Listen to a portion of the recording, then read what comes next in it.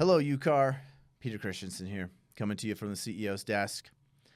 We are going to continue this two-parter about your fiduciary duties. So remember in the first video, we talked about how these are part of your affirmative duties laid out in the administrative rules for real estate licensees. And they basically say affirmative duties required of a licensed individual that a licensee shall uphold the following fiduciary duties in the course of representing a principal. Okay. So we already talked about loyalty and obedience. So the next one is full disclosure. So this obligates an agent to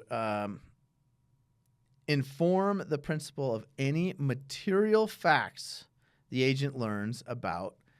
And there's two things here: the other party and or the transaction. So or the transaction, the other party or the transaction. So if you have information about either of those, you need to pass that on to your client. Remember we talked about in obedience how you have a duty to follow their lawful instruction. Well, part of the value you bring and your fiduciary duties is that you are disclosing all the information you know, helping them, because we talked in the last video about how it's the principal, the client's really obligation to make the final decision on these the choices that affect their transaction. You're counseling them, right? And so they need all the information that you have in order to make a good decision. So about the other party or the transaction, okay? The next one is confidentiality. So this prohibits an agent from disclosing without permission, any information given to the agent by the principal that would likely weaken the principal's bargaining position if it were known. But there are some exceptions. Okay, so let's just talk about that for a minute.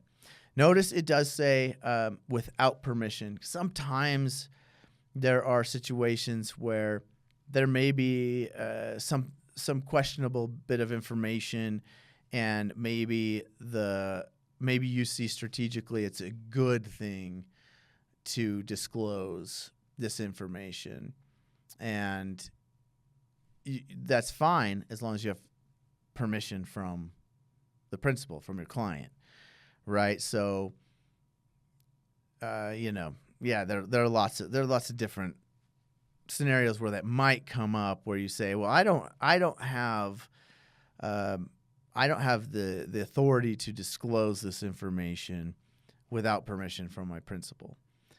So let me go back. Maybe the contents of an offer. Maybe there are lots of different things it could be. But with permission, you're allowed to disclose it. Okay. So the exceptions: a defect in the property. Okay. So that is one that's spelled out in the fiduciary duties that says this is not something that needs to be kept confidential. As a matter of fact, law says you have to disclose it. So a defect in the property is not something that's considered confidential, that you have a duty to keep confidential. And then the client's ability to perform on the contract. So that's an interesting one. If you know the client cannot perform on the contract, then that's not confidential information. So, okay, so those are our only two exceptions: defect in the property and client's ability to perform on the contract. So that is confidentiality. And then we have reasonable care and diligence. This one, that's all it says in the admin rules. It's just reasonable care and diligence.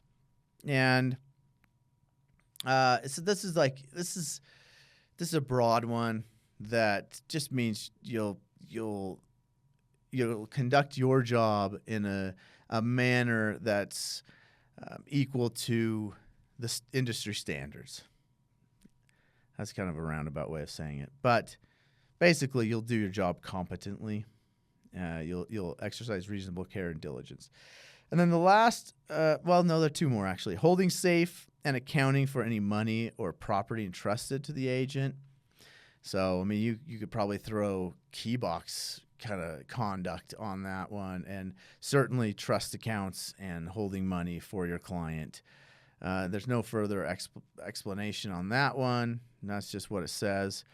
And then any additional duties created by the agency agreement. So if you make promises or guarantees in your agreement with the client, then those become fiduciary duties, right? Because you're making a promise that you'll conduct your business in a certain way.